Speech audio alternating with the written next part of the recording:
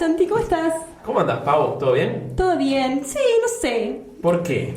No sé, hay mucha humedad, como que no estoy en mis mejores días. No te hallás. No tengo un buen día de pelo, ponele, ¿viste? Así que teneme paciencia hoy. ¿Te importa mucho, Eri, como la imagen, el pelo? ¿Es algo que cuidas mucho? No, o sea... había dicho que sí. No, pero en realidad...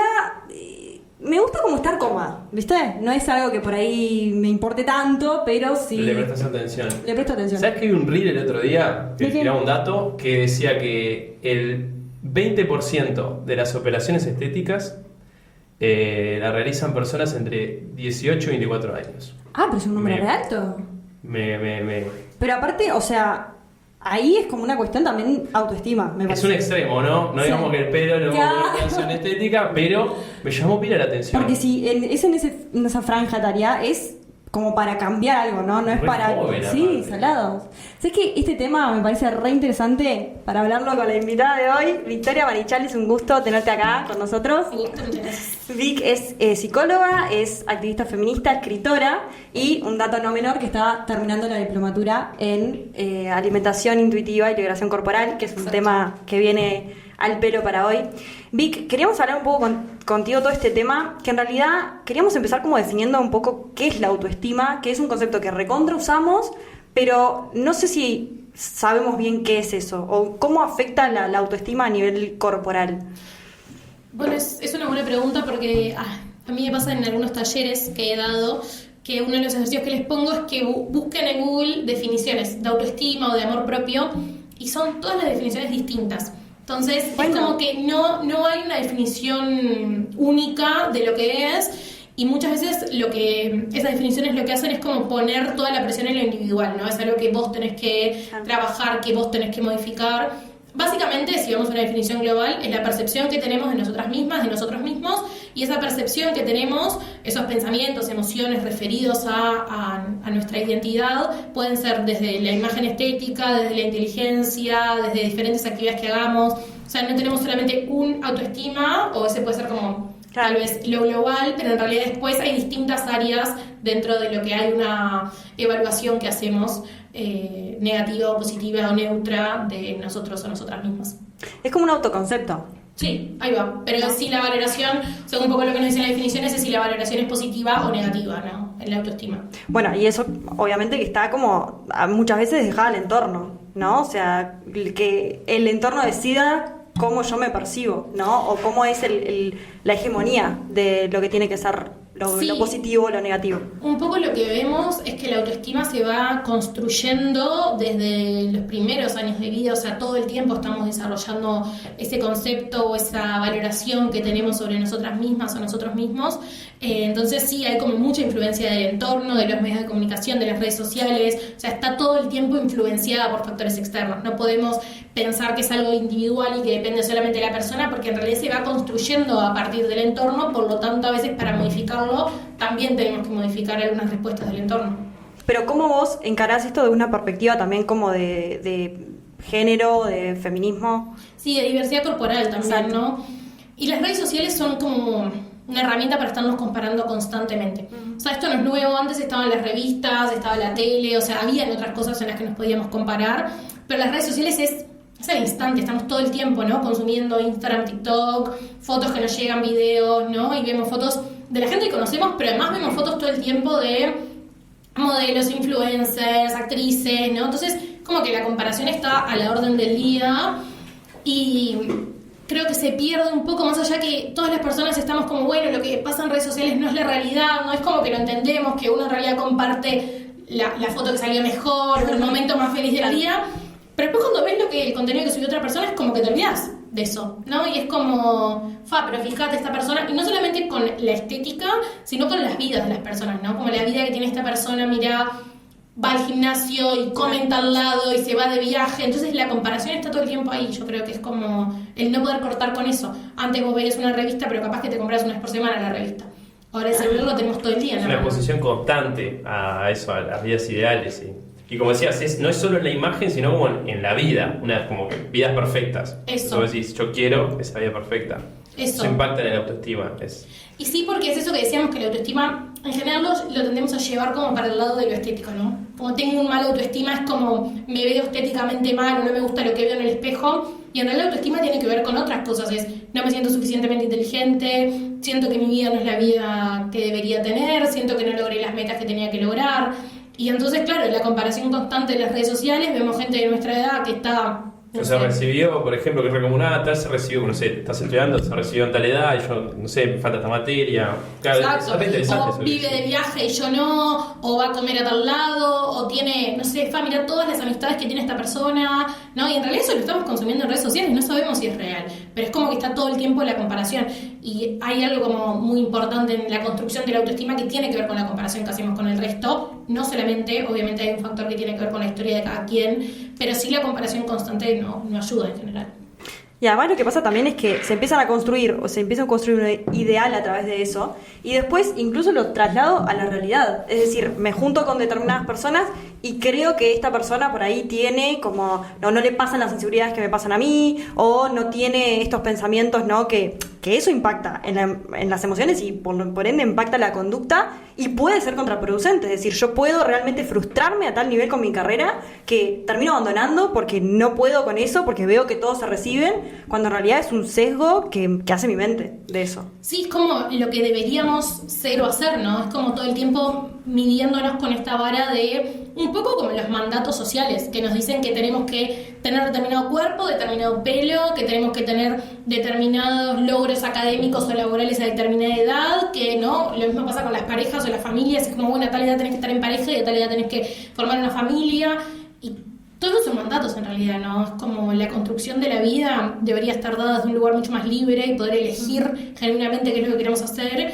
pero capaz que hay que preguntarnos qué tanto espacio tenemos para construir libremente las vidas que queremos tener y por fuera de nadie todos para estos a pensar realmente qué quiero, sino que seguís ese mandato y ese tengo que ir para acá. Aparte es eso, siempre te comparás con como que está por arriba. Claro, es difícil sí. compararte con alguien que crees que siempre te comparás con alguien que está por arriba. Sí, es como Sí. el dicho, ¿no? Como viejo, el pasto del vecino siempre es más verde, ¿no? Bueno. Como esta cosa de siempre mirando en las vidas de las otras personas lo que es mejor que mi vida. Lo que vos sentís que te falta Exacto. o sea, obviamente no ves lo que al otro le falta, sino que ves lo que a vos te falta y lo que el otro tiene. Sí, o pensar esto, ¿no? Que traemos, bueno, esta persona no tiene problemas, ¿no? Pasa mucho con lo estético de yo estoy todo el tiempo pensando en los defectos que yo me veo en mí misma y de repente pienso que esta persona es como, ¿cómo esta persona se va a sentir mal si esta persona para mí es hermosa o es súper hegemónica o demás? Y en realidad lo que yo trabajo siempre es que la violencia estética, que después podemos hablar de lo que significa, la violencia estética afecta a todas, sobre todo mujeres y disidencias, ¿no? Pero digo, afecta como en general, porque siempre hay un mandato nuevo a cumplir. Y también pasa que cuanto más cerca estamos de la hegemonía, más presión sentimos por cumplir nuevos mandatos. Eso es una característica que se da. No es que esas personas son las que reciben, en términos de más o menos, que no es la mejor forma de decirlo, pero bueno, son las que reciben tal vez menos violencia estética por el entorno, claro. Pero son a veces las que sienten más presión por llegar a ese ideal. Porque es como que estoy ahí. Estoy más cerquita. Estoy más cerca, claro. Y tengo que llegar ahí. Entonces terminan encontrando inseguridades nuevas todo el tiempo. Entonces, más internas, como la presión, digamos, más que de la sociedad. Sí, yo pienso, no sé, justo ahora miraba en el celular que decía, no sé, Kylie Jenner, creo, o una de ellas, como se mostró angustiada por las críticas que recibía, ¿no? Y uno podría decir como, pero esta persona que tiene todos los tratamientos de belleza a su alcance, que se dedica a eso, ¿no? Se dedica a su imagen y a su cuerpo y demás, y sin embargo también le afectan las críticas. ¿Y cómo y por qué? Y es porque en realidad los estereotipos de belleza se construyen todo el tiempo en binomios, entonces siempre tenemos como dos modelos. Por ejemplo, lo más grande que podemos pensar es el modelo pin-up, que es como cintura fina, pechos grandes y cadera grande, y el modelo de la delgadez extrema. Entonces, ¿qué es lo que pasa cuando tenemos dos? Obviamente las personas con corporalidades disidentes, corporalidades gordas quedan por fuera de eso, pero después cuando una está más cerca de uno de esos dos estereotipos, se aleja del otro. Entonces siempre hay algo por lo cual estar insatisfecha. Eso es lo que hace la violencia estética. Crea constantemente insatisfacción, porque si yo estoy en un modelo, no estoy en el otro. Entonces cumplo con el modelo de delgadez extrema, pero pienso que me tengo que operar y ponerme pechos, o que me tengo que operar y ponerme caderas, ¿no? Entonces es como una nunca encrucijada, estamos. porque o sea, O sea, nunca vamos a digamos, alcanzarlo. de pique ya está mal como perseguir ese modelo. Y a su vez es un modelo que nunca vas a poder alcanzar. Porque es como que no puedes cumplir con todo. Es que esa es la característica de los mandatos de belleza, que son inalcanzables. Claro. Y que lo que vemos como ideal está construido también por maquillaje, por tratamientos estéticos, por Photoshop, por inteligencia artificial. O sea, ahí es la imagen que vemos no es real, ¿no? Exacto. Por eso se termina volviendo algo inalcanzable. Bueno, ahí entra el consumo, el mercado. Es que está muy de la mano, ¿no? Es como... Yo siempre... Hay un concepto que es como... que vincula el patriarcado y el capitalismo en esto Claro. de el mercado del descontento. Es un término que usa María Fornet, que es una psicóloga española, que el mercado del descontento es esto, es el patriarcado nos crea inseguridades y el capitalismo nos ofrece las soluciones. Claro.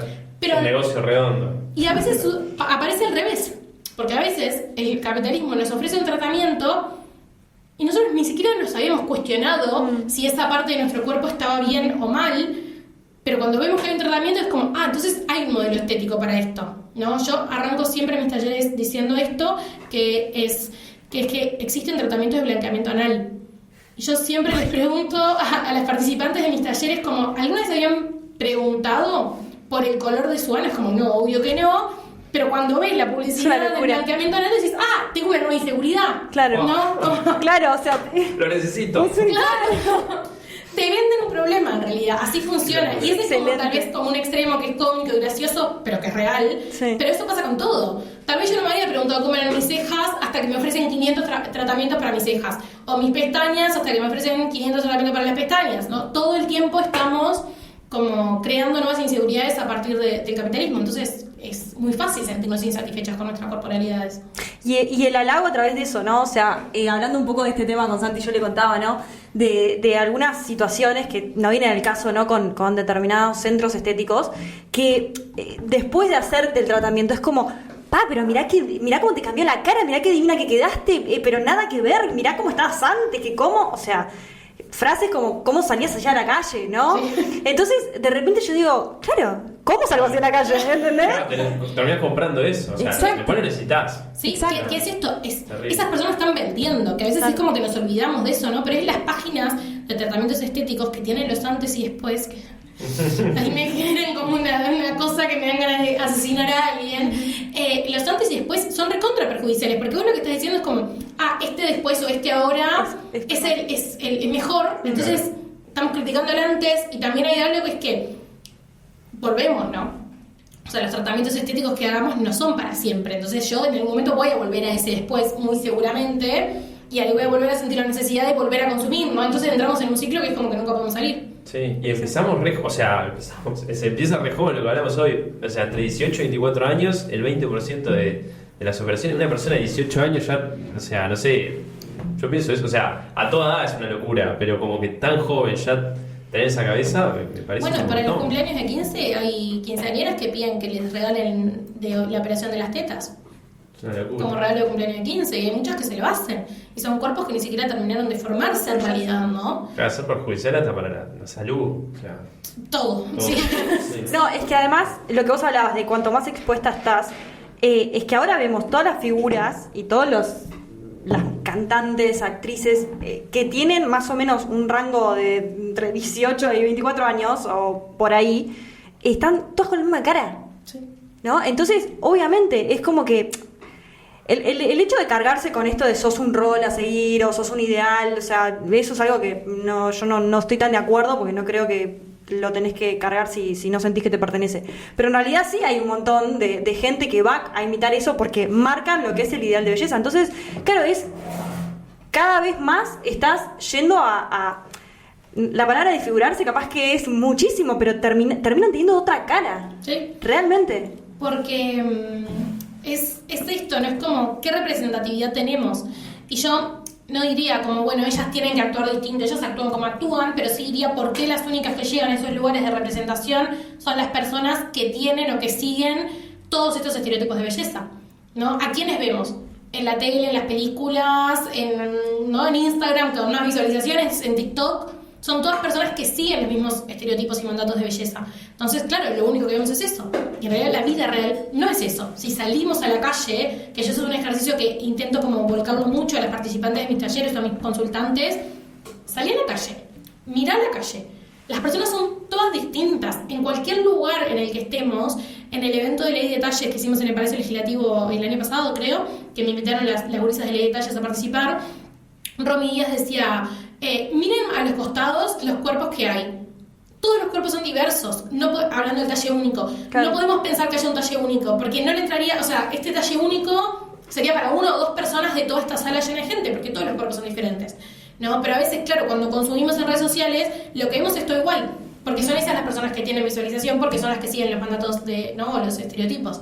Entonces no tenemos representación, y como no tenemos representación, tendemos a pensar que somos nosotros los que estamos mal. Sí, bueno, lo que hablabas, esto de la ley de talle, que me parece importantísimo.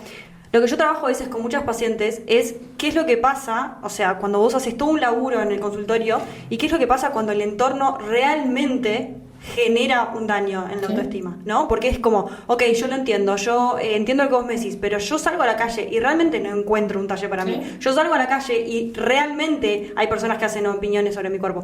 Entonces, trabajar también como la frustración, ¿no? Y trabajar el hecho de que te vas a exponer a eso y bueno, cómo manejar eso para no derrumbarte en todo el laburo que hacemos en el consultorio. Sí, o sea, tal cual. Yo siempre, con el concepto del amor propio, que a mí no me gusta nada, digo, ¿cómo podemos estarle pidiendo a la gente que se ame cuando vivimos en un mundo que nos enseña constantemente a odiarnos? ¿No? Yo te tengo que, además de que el mundo te odie y te da mensajes de odio todo el rato, todavía tenés la presión de que te tenés que amar. Hay una escena de Euphoria, creo que es de la primera temporada, que es muy buena esa escena, que Kat empieza como a visualizar como distintas influencers que le empiezan a dar como un montón de mensajes contradictorios, ¿no? Es como, por un lado tenés que perder peso y tenés que hacerte este tratamiento y ponete esta crema para la cara y hacete esto en el pelo, pero además amate y te tenés que amar y te tenés que amar, ¿no? Y es como, ¿cómo me voy a amar si me están diciendo todo el tiempo que tengo que cambiar, ¿no? Entonces, yo ahí intento como cambiar esa construcción, primero para hacer una crítica social. O sea, creo que es recontra necesario para el trabajo en estas temáticas que podamos tener una crítica social y decir, bueno, sí, esto es lo que pasa en la sociedad tiene determinadas características, genera estos discursos de odio, tiene un sentido, ¿no? Esto que decíamos, bueno, hay gente que se enriquece a costa de esto, ¿no? A costa de vender maquillaje, tratamientos de belleza, cirugías estéticas, hay gente que se está enriqueciendo, entonces hay gente que le sirve hacer como esa crítica social y entender que sí, hay gente que va a seguir sosteniendo esto, pero que la autoestima hay que construirla de forma política y colectiva, que no podemos pensar en la autoestima como algo individual, sino que tenemos que empezar a habitar espacios donde nos sintamos seguros con nuestra corporalidad, con nuestras vidas, ¿no? Que no nos estén juzgando, o sea, pensar en darle una vueltita a eso y decir, bueno, capaz que voy a la comida con mi familia y viene tal familiar y me dice, che, engordaste, o te tendrías que arreglar el pelo, o dónde está tu pareja, ¿no? Cosas así, ¿para cuándo la pareja? ¿Para cuándo te vas a recibir? Bueno, pero si yo tengo otros espacios donde se valoran otras cosas de mí, eso se contrarresta. Si yo todos los espacios que habito son espacios que me refuerzan esto, es muy difícil que podamos pensar en una construcción de la autoestima.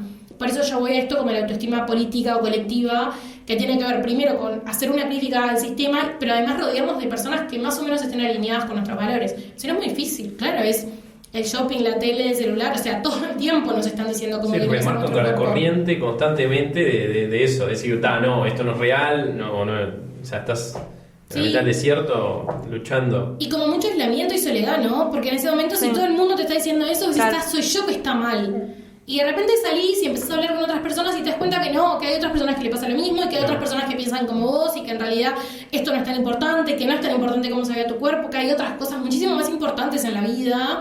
Hay una teoría como que surge como en contraposición al body positive, que es el body neutrality, que trae esto de, bueno, ¿para qué te sirve tu cuerpo? ¿No? Hacer el ejercicio. No te gustan tus brazos. Ok, pero ¿qué te permiten tus brazos? Yo siempre digo, los brazos me permiten escribir, me permiten leer, me permiten abrazar a la gente que quiero. No me gustan mis piernas. Bueno, ¿qué te permiten tus piernas? Te permiten llevarte a los lugares que te gustan, me permiten bailar con mis amigas, cambiar el sentido de lo estético para lo que te da esa parte del cuerpo, ¿no? O sea, es funcional. O sea, ¿por qué tiene que estar mal si te es totalmente funcional? Y que nos da placer también. Claro. Porque es eso, a mí me da placer abrazar a mis amigas. A mí me da placer salir a bailar. Entonces ahí también está el lugar positivo que podemos construir desde nuestro cuerpo, desde ahí. Es como, nos aporta mucho bienestar. No es solamente lo estético. Claro, ¿por qué tiene que estar mal eso de...?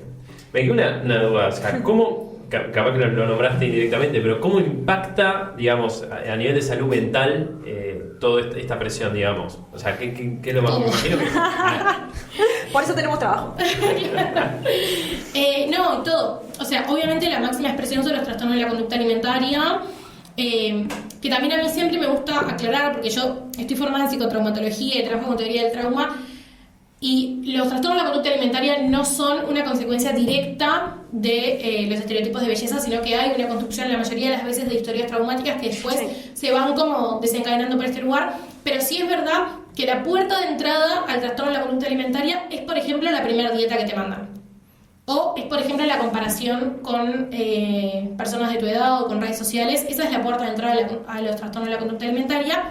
No todas las personas los desarrollan porque tienen historias diferentes, porque son cuadros multifactoriales, pero sí, por ejemplo, todas las personas que tienen casi todas las personas que desarrollan un trastorno de la conducta alimentaria, cuando vamos a ver el origen, la gran mayoría es porque les indicaron una dieta. Y en general a muy tempranas edades, tipo, les indican dietas a niñas de 8 o 9 años. 8 o 9 años. Sí, y con cosas muy nocivas, como por ejemplo, ejemplos que me han contado participantes de talleres y consultantes, ponerse perfume en el bozo porque eso te inhibe el hambre. O comer chicle todo el día, porque si comes chicle sacias la ansiedad y por lo tanto no vas a comer. O toma tantos litros de agua por día, porque si tomas litros de agua no vas a comer. Esos son los consejos que incluso a veces profesionales le indican a infancias y adolescencias. Profesionales y dentro de la casa, de ejemplos de muchos pacientes. Mi mamá me ponía en penitencia para hacer caminadora. ¿Sí? E iba a ver si se sentían los pies y yo no estaba tipo... Sí. Bueno, a mí me decían, no, si no te terminas el plato no salís a jugar. O sea, capaz que tampoco es bueno para el otro lado, pero, o sea, sí. Es una locura. Sí. Una niña de 8 años. O sea. Sí, es que más o menos a los 8 o 9 años es que se pueden llegar a empezar como las dietas restrictivas, y en realidad lo que se genera con eso es, en esto que yo les contaba que estaba haciendo la diplomatura en alimentación intuitiva, es que perdemos totalmente la capacidad de notar las señales de hambre y de satisfacción, digamos. ¿Qué sería la alimentación intuitiva? Como llama la atención La alimentación intuitiva es que vos puedas estar conectada con tus sensaciones de hambre y de, no me sale la palabra, de saciedad. Claro. Entonces, yo noto cuando tengo hambre como, y cuando estoy llena, paro de comer. Lo que pasa es cuando a mí me indican dietas restrictivas de que soy muy chica, pierdo esa sensación. No sé cuál es mi sensación de hambre ni cuál es mi sensación de saciedad. Y lo que empieza a pasar es un ciclo que es que yo me restrinjo, mi cuerpo, ¿qué es lo que percibe? Que está bajo amenaza. Si nos vamos como años atrás, ¿cuándo las personas no comían? Cuando estaban pasando por periodos de hambruna, ¿no? Digo, años atrás o otros lugares del mundo, ¿no? ¿Cuándo no comemos? Cuando estamos pasando por periodos de hambruna muy largos. Entonces, cuando vuelvo a comer, toda esa energía, ¿no? Todas las calorías, carbohidratos, lo que fuera, que me da ese alimento, mi cuerpo se lo va a quedar. Obvio, porque tiene que enfrentarse a un posible periodo de hambruna posterior. Claro, no entiende nada el cuerpo, dice. Entonces esto se va repitiendo como un ciclo y lo que sucede es, claro, cuando yo hago un periodo de restrictivo de alimentación, está bien, ahí el cuerpo seguramente pierda peso, porque en realidad está pasando hambre, claro. Pero bueno, pero cuando empiezo a comer, aumento de peso. Y en general no solamente recupero el peso perdido, sino que aumento más. Y eso se llama ciclo de las dietas. Entonces aumento más de peso, el sistema me dice que tener un cuerpo gordo está mal, ¿no? O que haber aumentado de peso está mal. Como me dice eso, yo intento volver a adelgazar. Vuelvo a pasar por un periodo restrictivo, vuelvo a perder peso, pero después cuando vuelvo a comer, y en general cuando volvemos a comer como en atracones. ¿Por qué? Porque como me restringí tanto, mi cuerpo realmente necesita esa comida. Claro. Y siente que no le va a volver a comer. O sea, entonces, la dieta supuestamente te genera, o sea, un impacto, o sea, que debería ser ayudarte, no sé, en este caso, poner que ordenar la alimentación, por ejemplo. O sea, te genera algo súper nocivo, o sea, y es contraproducente para el fin que sería adelgazar. Si tu meta es adelgazar, la dieta no te lo va a dar. Claro. Pero además de que no te lo va a dar, está generando un daño también al sistema nervioso, ¿no? Entonces, claro. También genera, por ejemplo, ansiedad. Obvio, porque si yo tengo hambre, si yo estoy pasando hambre, obviamente que mi cuerpo va a estar bajo amenaza. Claro. Entonces voy a estar más ansiosa. Claro. Entonces es muy biológico. Estás como en supervivencia todo el tiempo. Estás todo el tiempo en estado de supervivencia, exactamente, es eso. Entonces las dietas generan eso, y si pensamos que hay niñas de 8 o 9 años que están haciendo dietas, ¿cómo podemos pensar que después tengan un buen vínculo con su cuerpo, con la idea que tienen de ellas mismas? Si están en ese estado de supervivencia es de que tienen uso de razón, ¿no? Eso es lo que genera el ciclo, eso se llama ciclo de las dietas. Y lo que perdemos en eso es la capacidad de notar las sensaciones de hambre o de saciedad. La alimentación intuitiva surge como respuesta o como tratamiento para poder recuperar esas sensaciones, ¿no? Y tiene mucho que ver con la conciencia plena, ¿no? El mindfulness, estar en el momento, escuchar lo que le pasa a tu cuerpo, ir retomando a poco ¿qué es lo que me pide el cuerpo? Que si yo escucho a mi cuerpo, voy a notar que mi cuerpo hay momentos donde me pide, capaz que hay momentos donde me pide un chocolate, pero en general me va a pedir nutrientes, me va a pedir comida, porque tiene hambre, ¿no? Entonces, cuando estoy más conectada con esas sensaciones, en general, la alimentación también es más saludable. Porque hay mucha sabiduría biológica en el cuerpo. Entonces, si puedo escuchar el cuerpo, seguramente me pida realmente lo que necesito. O sea, la gente pierde, por ejemplo, eso, me sorprende, la capacidad de como sentir hambre o de saber cuándo está lleno. Sí, claro, claro. Sí, comés lo que te dicen que tenés que comer. Más o menos, o no, pero es como, bueno, te vas adecuando a lo que te dicen que tenés que comer. O sea, imposible tener una alimentación saludable, sí. Sí, claro, por eso es, no sé, me restringo, no como durante todo el día y llego a mi casa a las 10 de la noche y me doy un atracón. Claro, porque en realidad mi cuerpo me pidió ya comida. Claro. Pero si yo no le di comida, cuando voy a comer me doy un atracón, porque es cuándo voy a volver a comer, el cuerpo no lo sabe. Claro. Entonces va a intentar ingerir todo lo que pueda. Sí, o sea, no sé, a mí me decís trastorno de alimentación, me viene bulimia y anorexia, pero, o sea, el panorama me imagino que es enorme. Sí, esas son las manifestaciones tal vez más frecuentes, pero es eso, la anorexia o la bulimia en realidad como origen, en general tienen este tipo de origen, ¿no? Como dietas restrictivas, comentarios negativos sobre las corporalidades, y también hay algo como de las conductas autodestructivas en el trastorno de la conducta alimentaria, por eso es esto de que no se pueden leer solamente desde este lugar, pero sí todo esto impacta y por algo se desarrolla por ese lado, ¿no? Sí. Porque vas a decir, me quedé colgadísima con un tema que hablaste del amor propio, ¿no? Que yo comparto mucho este concepto, que no estoy de acuerdo con eso. Creo que genera una presión y una carga terrible. Pero, ¿cómo laburás como psicóloga cuando un paciente o una paciente te dice que realmente desde que empezó a ir al gimnasio o desde que se ve en un cuerpo más hegemónico, realmente aumentó su autoestima y se siente mucho mejor?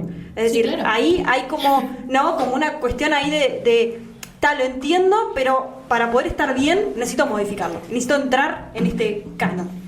Ahí se genera como un... Sí, yo creo que ahí hay dos cosas. O sea, sí, es muy probable que yo me sienta mejor si tengo un cuerpo más hegemónico, desde el lugar de que tal vez mi familia me deje de hacer comentarios. Tal vez sí, recibo halagos, ¿no? Es como, ay, qué linda que estás, ¿no? Por eso esto que se viene instalando mucho de no hablemos de cuerpos ajenos, porque hasta cuando yo estoy haciendo algo positivo, estoy generando un impacto negativo. Si yo te digo, ay, qué linda que estás hoy, eso quiere decir que el resto de los días no. No es que automáticamente nuestra mente vaya a pensar eso a nivel consciente, pero sí se va generando como eso, ¿no? Si ya hay un trastorno, si ya hay una distorsión. Sí, exacto. Y y eso, ¿no? Sí, seguramente cuando empiezo a ir al gimnasio y empiezo a comer más saludable o hago una dieta restrictiva y de repente empiezo a perder peso, y bueno, sí, capaz que me siento mejor porque el entorno me dice cosas positivas o me veo más cerca de esos estándares de belleza. Por otro lado, también entendemos que si hay un vínculo saludable con el ejercicio físico, eso genera bienestar porque se liberan un montón de hormonas que nos generan bienestar, ¿no? Pero sí hay algo de esto de, bueno, me acerco más a esto y capaz que me siento mejor. El tema es, ¿qué pasa cuando lo pierdo? ¿Qué pasa cuando lo pierdo? Mi cuerpo va a cambiar. O sea, tenemos que estar preparados para que el cuerpo va a cambiar, porque vamos a envejecer. O sea, eso es como... Es una certeza absoluta que tenemos. Vamos a envejecer. No es posible no envejecer. Y uno de los estereotipos de belleza, si pensamos cuáles son los más grandes, es la delgadez, la blanquitud y la juventud. ¿Tá? Entonces, la delgadez tal vez la podemos controlar, pero el envejecimiento no. Claro. Entonces, tu cuerpo va a cambiar. Entonces, si tu autovaloración, autoestima o el nombre que le demos pende de cómo se ve mi cuerpo en este momento, y eso en algún momento va a volver a afectar. Entonces hay que trabajar como desde otro lugar, y esto que yo decía, no como el colectivo, ¿no? Y con quiénes me rodeo, y qué es lo que me dicen, y qué es lo que escucho, y qué es lo que consumo. Una de las primeras cosas que les digo a mis consultantes es, hackeamos las redes sociales. Entonces agarramos y es como, bueno, dejamos de seguir todos los perfiles de influencers, modelos, bla, y empezamos a seguir perfiles de personas con corporalidades disidentes, activistas, empiezo a ver otra realidad y es como... Cambiar la lupita. Cambiar la lupita, tal cual. Sí, que aparezcan memes, que aparezcan... A mí me aparece todo contenido de psicología, por ejemplo, claro, porque es lo que consumo. Pero claro, si yo consumo todo el tiempo modelos, tratamientos estéticos y demás, es lo que me va a ir apareciendo. Entonces, por un lado eso, y por otro también que esa mejoría...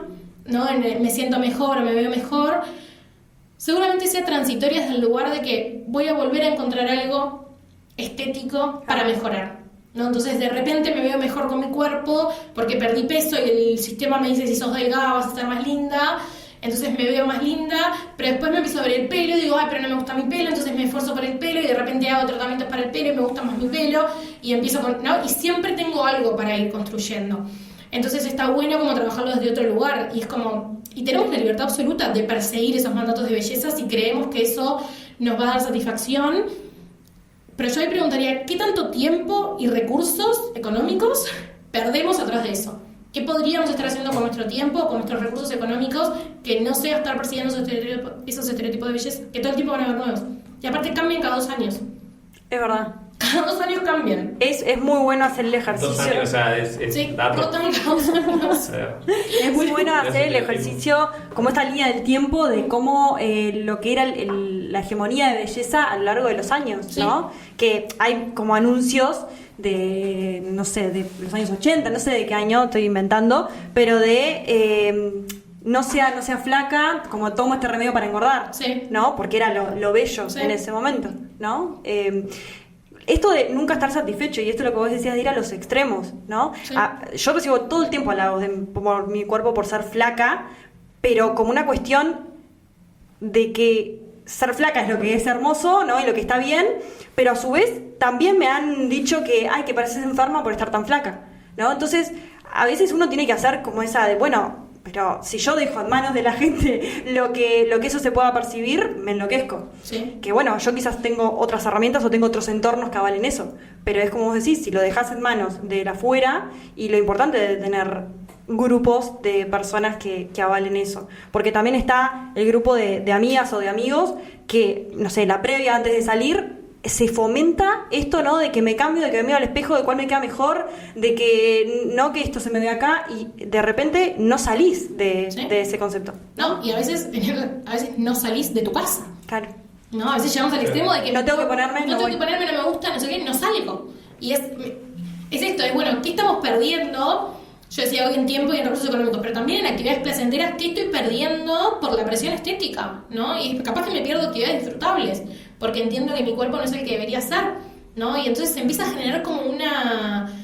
Es como muy difícil de pararlo, además, ¿no? Es disfuncional, totalmente, porque como decías vos, ¿qué me permite mi cuerpo? Bueno, no sé, salir a bailar, si al final tener que cumplir con ese estereotipo te prohíbe hacer cosas que te gustan, es totalmente disfuncional. Sí.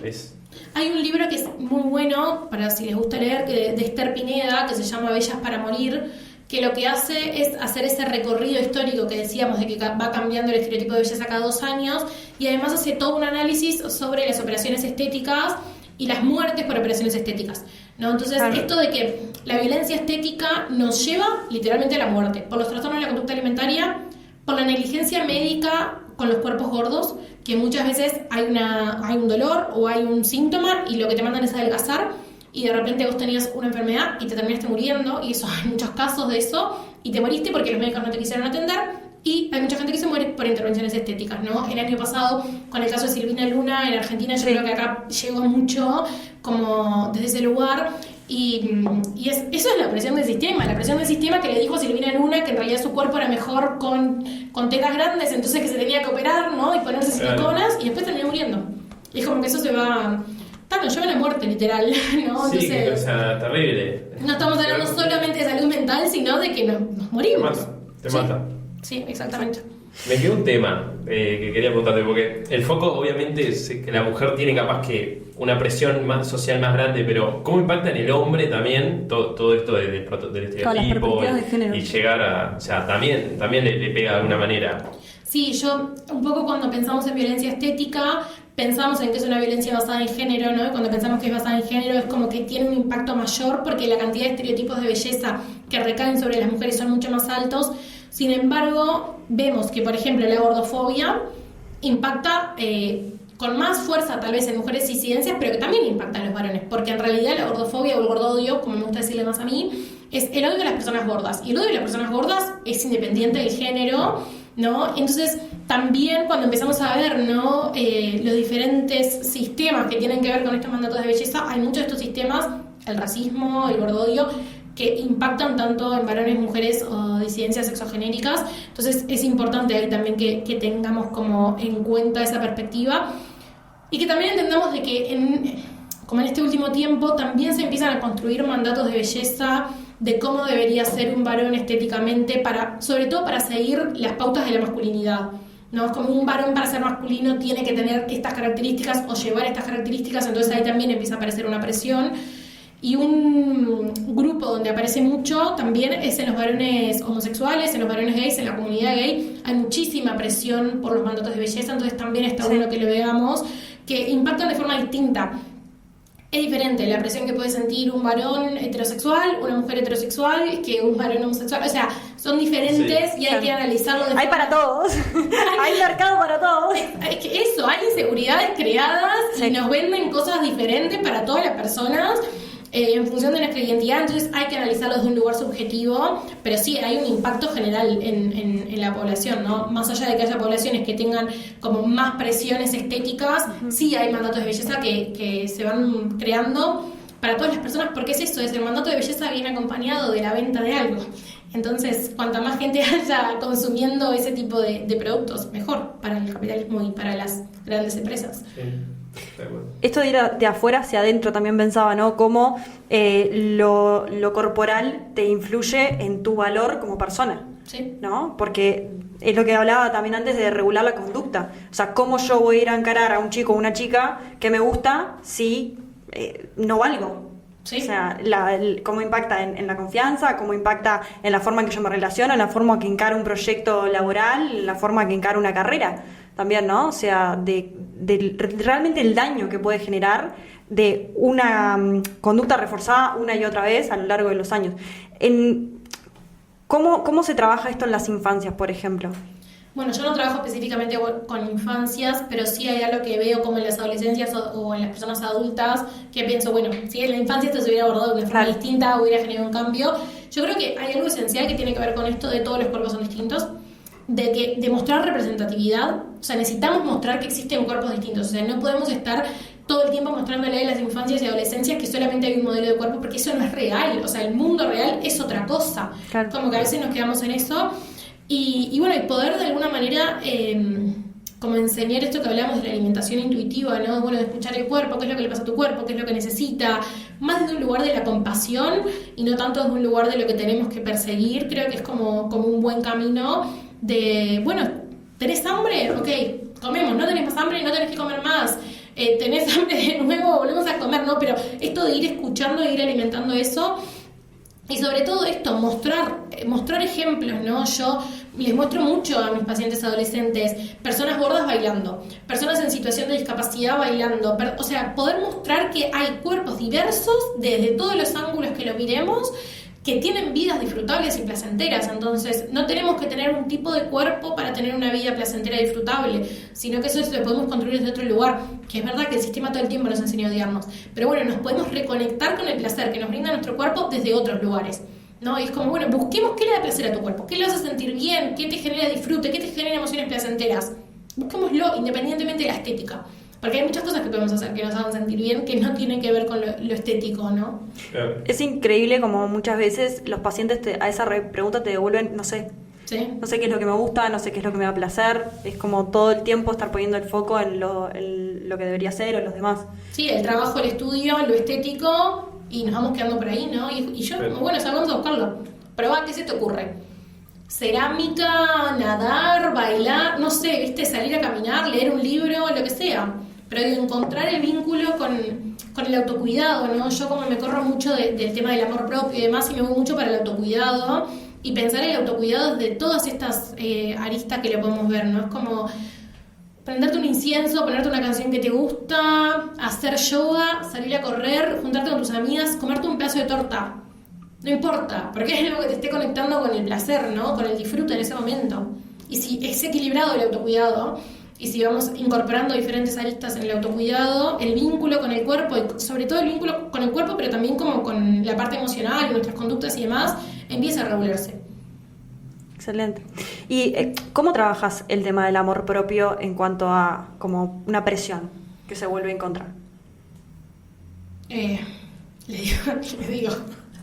digo, tipo, no, bueno, no creamos esto, busquemos otra cosa.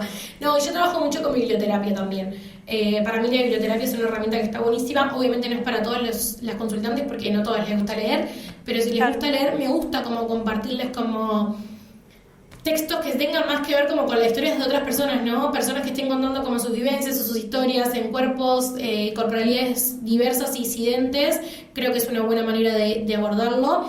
Y también en esto de reforzar esta idea. El sistema nos está todo el tiempo enseñando a odiarnos. Entonces, la presión por amarnos es muchísima. Bajemos un nivel. ¿Qué cosas podemos hacer para cuidarte?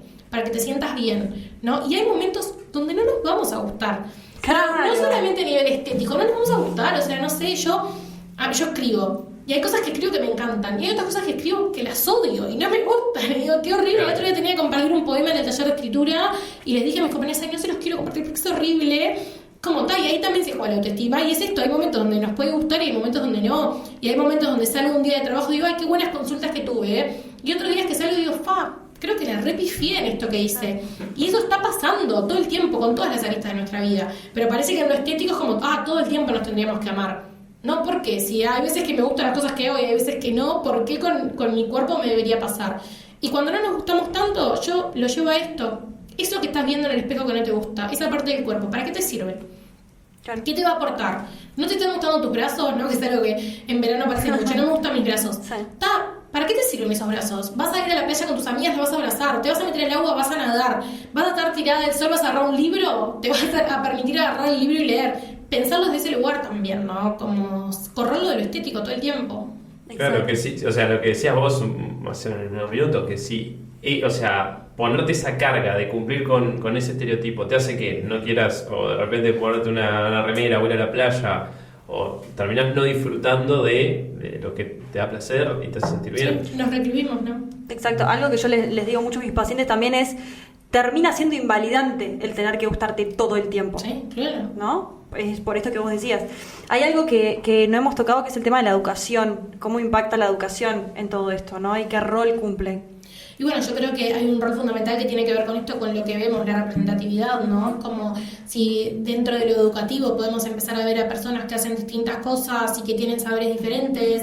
Y esto no solamente con lo estético, en la vida en general, ¿no? Que tienen vidas distintas y que hay diferentes modelos y formas de vivir la vida. Es recontra importante. Laburar en el aula todo lo que tiene que ver con diversidad corporal, con representación, pero no sé, ¿no? Gordodio, violencia estética, poder trabajarlo. Eso se puede trabajar desde siempre. La educación sexual integral debería también poder como aportarnos este tipo de conocimientos, que es como, bueno, ¿cuál es el vínculo que podemos desarrollar con nuestro cuerpo desde un lugar del cuidado, de la compasión, ¿no? Del cariño, pero este lugar del cariño como tenemos con otras personas, que no es todo el tiempo el mismo y constante, hay cosas que me gustan y hay otras cosas que no, entonces así como nos permitimos eso con la gente que queremos, también poder permitirlo con nosotras mismas y nosotros mismos, ¿no? Creo que ahí el foco es la educación sexual integral, creo que es como lo que tenemos que defender para poder que se genere un vínculo diferente. ¿Los talleres que vos van enfocados un poco para eso, o a educación, o...? Sí, son talleres psicoeducativos, ¿no? Como teóricos y vivenciales. Traigo como muchas herramientas teóricas, textos, leemos textos que son como disparadores y después los pensamos en nuestras propias vidas, ¿no? Es como, bueno, ¿cuándo fue la primera vez que te sentiste insatisfecha o insatisfecho con tu cuerpo? Seguramente nos vamos a la infancia, ¿no? ¿Y qué estaba pasando y quién te dijo? Hay muchos textos de activistas gordas que a mí me encantan, que narran, por ejemplo, a Brigitte Barr en su libro que es Tienes derecho a permanecer gorda, que es un libro hermoso, ese libro me sirve muchísimo en consulta.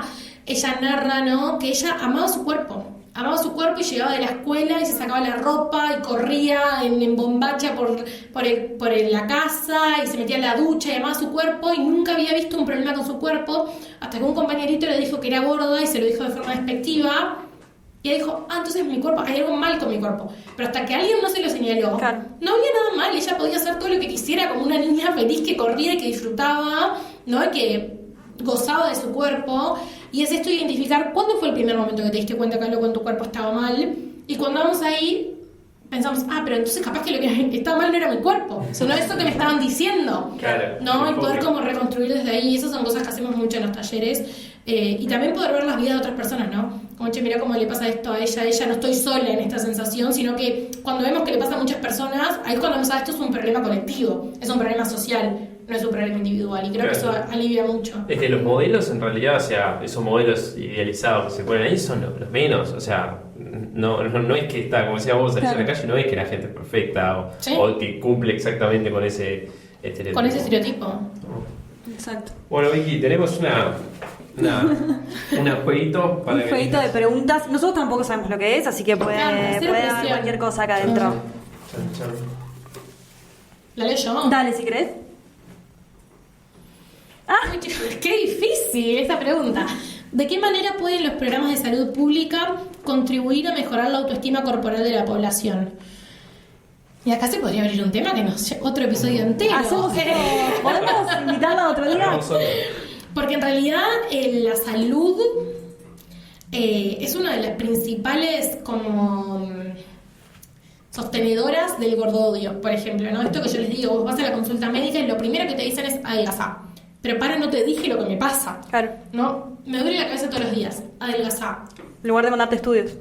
¿Y qué tiene que ver? Que me duele la cabeza todos los días con el cuerpo que tengo. O sea, no tiene absolutamente nada que ver y sin embargo es lo primero que te dicen. Entonces, todo el tiempo están generando que no nos llevemos bien con nuestro cuerpo. O sea, las personas gordas dejan de ir al sistema de salud. Que eso es algo que es sumamente preocupante porque después pasa esto, se mueren porque tenían enfermedades que podían haber sido prevenidas, pero en realidad el sistema de salud termina expulsando a esta población, ¿no? Así como también pasa con las personas trans y con las personas del colectivo LGBT en general, son sistemas que son expulsivos, porque las personas que están ahí atendiendo no tienen la formación para poder atender con respeto, ¿no? a estas personas que llegan, y todo el tiempo están como generando conductas que son bastante desde un discurso de odio y que generan consecuencias negativas. Entonces yo creo que habría que hacer como toda una reforma si uno fuera, si tengo que pensar como lo mejor, pero es como, bueno, al menos que haya perspectiva de género, que haya perspectiva de diversidad corporal. Digo, todos los últimos estudios que se dan hablan de que en realidad no hay relación directa entre la corporalidad, entre la gordura, con ningún tipo de enfermedad, que hay más relación entre las enfermedades que se asocian, por ejemplo, a tener un cuerpo gordo. En realidad, la mayoría de las veces también están relacionadas con el estrés de las minorías, que es la discriminación, ¿no? Porque son los problemas cardíacos, por ejemplo, y eso se puede generar por tener un nivel de ansiedad o estrés toda la vida. ¿Es porque la persona está gorda o es porque estuvo toda la vida siendo discriminada por serlo? ¿No? Entonces, ahí es como, si vamos todo el tiempo a atribuir todo acá, no vamos a atender la mayoría de las veces las causas reales y eso va a generar un montón de problemas. Entonces, no solamente afecta a la autoestima, que obvio, porque uno sale de la consulta médica sintiéndose horrible, porque lo único que le dijeron es que tiene que cambiar su cuerpo para dejar de... Porque capaz es eso, es tu responsabilidad cambiar tu cuerpo para dejar de tener la dolencia que estás teniendo a nivel físico. Claro, Entonces, sí. es un montón de presión, no tienen ninguna solución, pero que además las dietas no funcionan. Que eso también es algo que no lo hablamos, pero digo, no hay ninguna investigación que nos diga que las dietas funcionan. Las dietas no funcionan a largo plazo, no funcionan. Uno puede perder peso a corto plazo, pero lo va a volver a ganar, porque así funciona el ciclo de las dietas. Entonces, obligar a la gente a que adelgace para que se le pase la dolencia física que tenga, es un nivel de maldad, me parece otra palabra para decir, porque es muy injusto, porque no lo van a lograr. Entonces, no solamente sos responsable de tener un cuerpo que la sociedad te dice que no tenés que tener, sino que además sos responsable por las enfermedades o por los dolores que tenés. Cuando en la mayoría de los casos, yo siempre les digo, a una persona delgada, ¿qué dirían? Llega una persona delgada con dolor de cabeza, ¿qué le preguntarías? ¿Qué le dirías? No le dirías que adelgace. ¿Por qué a una persona gorda le vas a decir que adelgace? No, es como, ¿por qué no investigamos las causas de este dolor? Es una discriminación total. Es una discriminación. En el sistema de salud, aparte. Sí. O sea, que es el Sí. que te tiene que Con el atender. poder que eso tiene, ¿no? Con el poder que eso tiene, y es uno de los principales agentes discriminatorios en cuanto a las corporalidades, es el sistema de salud, como lo es la industria de la moda también, pero en el sistema de salud lo que pasa es que después eso genera consecuencias como esto, las personas se mueren porque hay enfermedades no atendidas, porque de repente, no sé, había un tumor y como no se le hizo los estudios porque se le mandó a gastar a la persona, el tumor no se encontró, por ejemplo, ¿no? Eso son cosas reales. Entonces, bueno, creo que hay que reformar. Lo pudiste reformar el sistema de forma salud. excelente. Bueno, Vic, ha sido un placer tenerte. La verdad que podríamos seguir horas hablando de esto. Sos divina. Así que hemos aprendido mucho, los dos, contigo. Así que muchas gracias. Gracias a ustedes por la invitación.